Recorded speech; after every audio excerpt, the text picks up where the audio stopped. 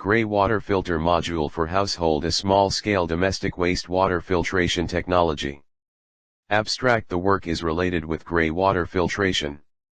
The objective behind this project is to develop a practice of grey water filtration and reuse of it for different purposes in housework only.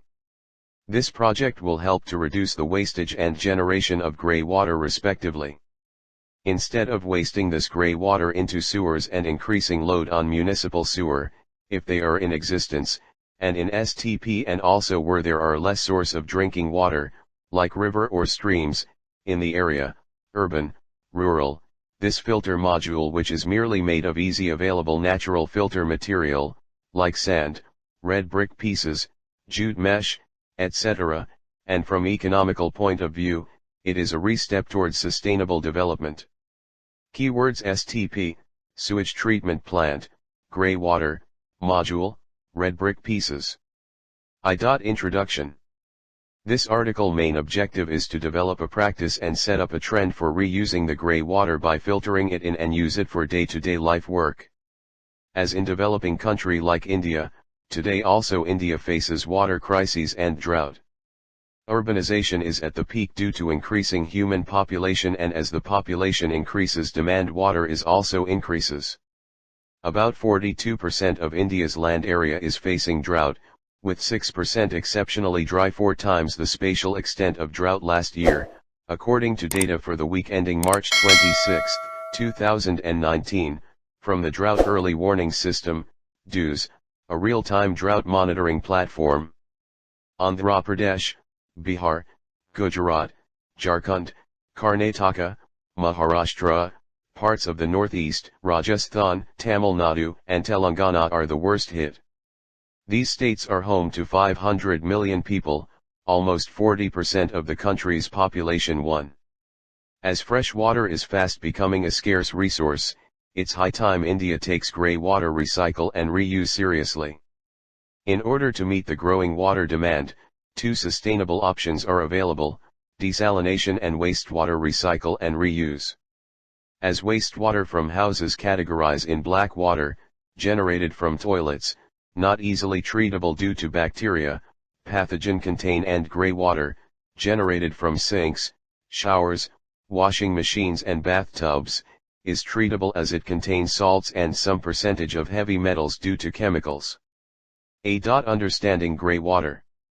Grey water is generated from sinks, showers, washing machines and bathtubs. About 133 liter, 35 gallon, water is generated per person per day. The content of the grey water varies by the source, means kitchen, laundry, or bathroom, and the country. The amount of organic material is much lower compared to black water from toilets, but the amount of heavy metals are about the same. Almost all the inorganic materials are man-made and synthetic substances, which include soaps, bleaches, detergents, shampoo, etc. Characteristics of grey water.